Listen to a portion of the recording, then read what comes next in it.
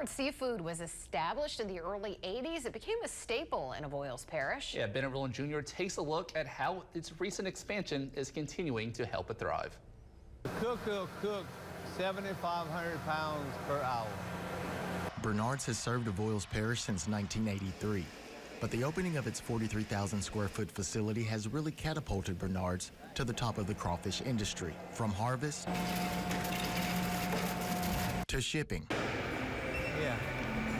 Bernard's is now completely self-sufficient, doing all operations in its new state-of-the-art facility. Owner and President James Bernard says the company ships crawfish all over the U.S., but he owes much of Bernard's success to the local community. I've been very thankful. The community, the parish, the state has helped this business. That's what made J. Bernard Seafood.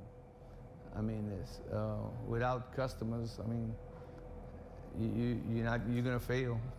It's estimated that Bernard ships close to 3 million pounds of crawdads every season, but that's not all. Fish, catfish, fresh fish. Bernard's also specializes in shrimp, oysters, and alligator meat, and Bernard says the location of the business also helps the local agriculture market. The farmers actually don't have to drive far to sell our product. We, as far as the market, we follow a market in the crawfish industry, and we pay a fair price.